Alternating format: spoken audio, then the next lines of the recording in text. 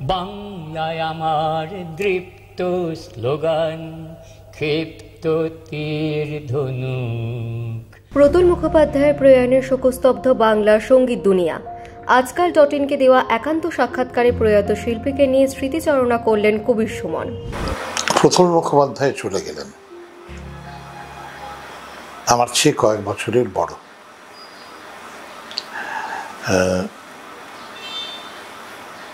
সবে গেছেন,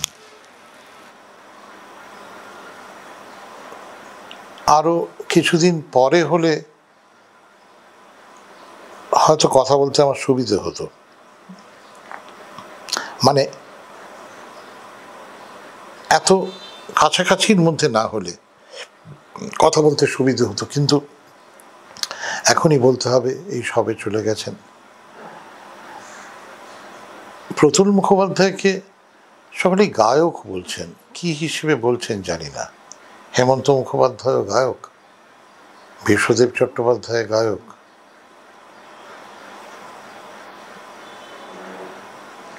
সকলেই গায়ক, মোহাম্মদ রফি গায়ক, ধনঞ্জয় ভট্টাচার্য গায়ক, এমনকি আমিও গায়ক। প্রতুল মুখোপাধ্যায় গায়ক না। প্রতুল মুখোপাধ্যায় একদম ফেনমেনন, একটা ঘটনা, একটা অদ্ভুত ঘটনা আর ফেনমেনন। তিনি গানকে দেখতেনই অন্য চোখে, যে তিনি যে গান করতেন সেটা গায়ক হিসেবে খুব করতেন বলে আমার মনে হয় না। তিনি গান দুনিয়ার একজন নাগরিক হিসেবে উনি গান করতেন।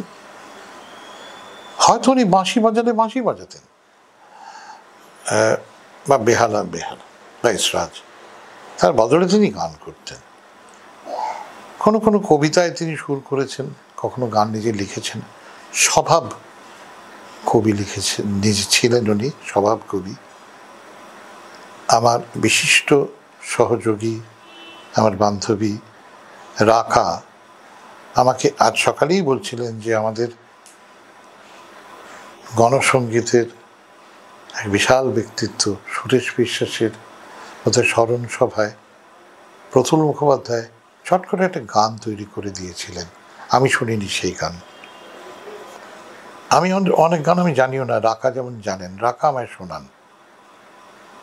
রাকার বাবা শান্তনু ভট্টাচার্য মহাশয়, তিনিও জানেন, আমি অত জানি না।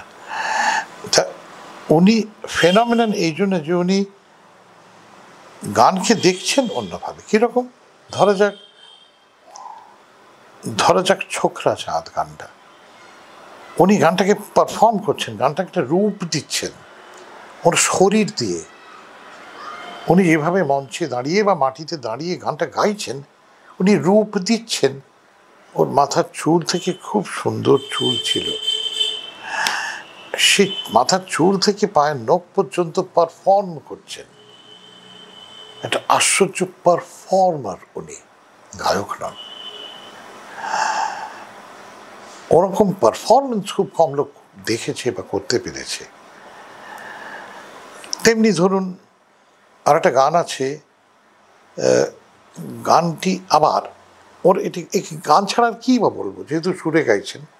একটি ছেলে বল খেলিতেছে, একটাই সুর গেয়ে যাচ্ছেন উনি, একটি বালক বল খেলিতেছে, হয়তো আমি কথাটা ভুল বলছি, একটি বালক বল খেলিতেছে, একটি বালক বল খেলিতেছে, এই একটা লাইন যে সুর। এরপর বালকটিকে নামানো হইল কোথায়? মাটিতে।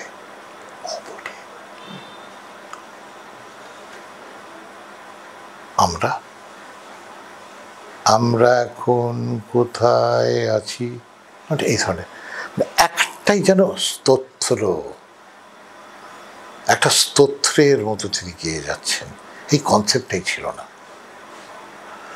তেমনি শঙ্খ ঘোষের কবিতা বাবরের প্রার্থনা, তাতে মিয়া কি টোরির আগে উনি সুর দিয়ে গাইছেন, একটা এক্সপিরিয়েন্স, একটা অভিজ্ঞতা।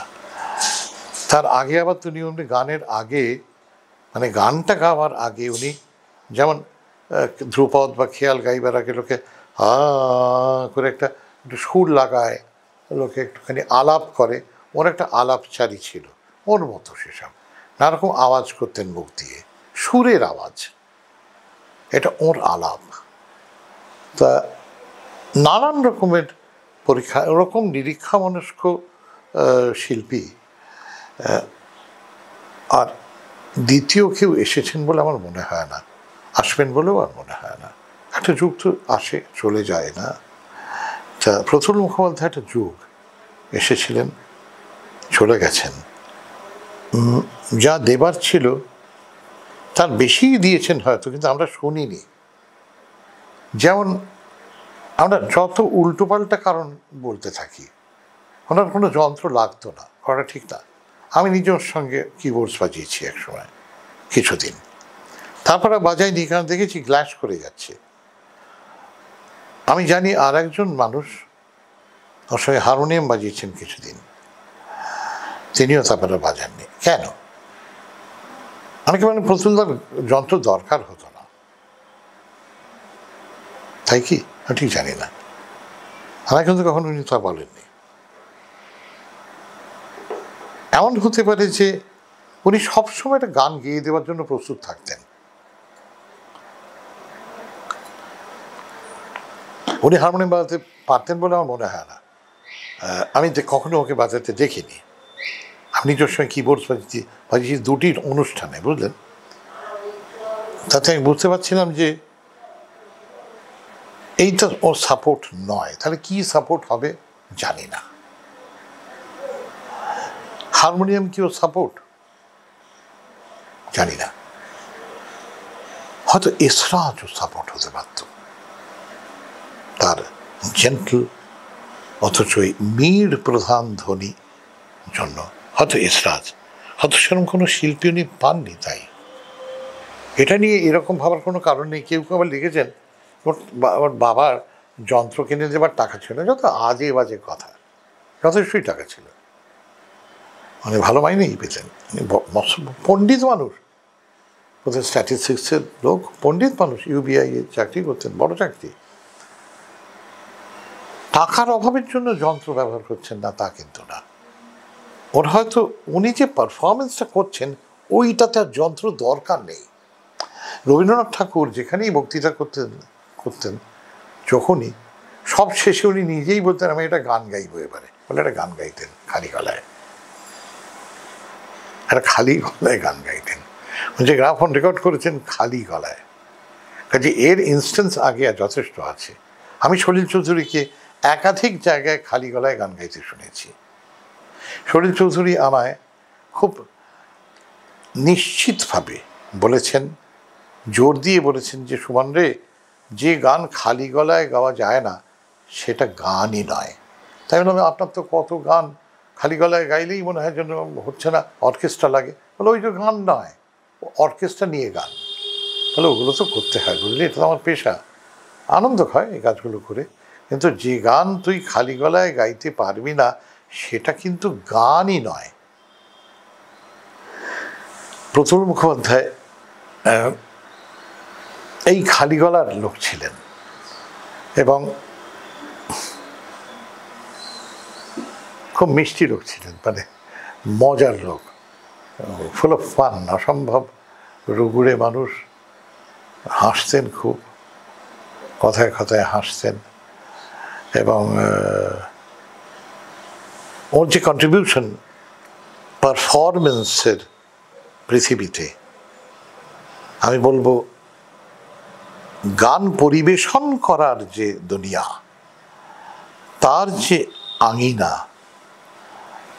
সেইখানে ওর যে অবদান, সেই অবদানটা প্রথম কথা কেউ কি সচেতন থেকেছেন আমরা সেইভাবে শুনিনি। ওর একসময় ওকে নিয়ে একটি বিশেষ রাজনৈতিক অভিব্যক্তির মানুষরা ব্যস্ত ছিলেন, সেইখান থেকে উনি ক্রমে অন্য একটি সম্পূর্ণ হয়তো বিপরীত দিকে উনি চলে যান, বেশ করেছেন। উনি কোন দলকে সমর্থন করবেন সেটা কি আমরা ঠিক করে দেবো, ওটা কি, হ্যাঁ। এত না, হলো ফালতু কথা।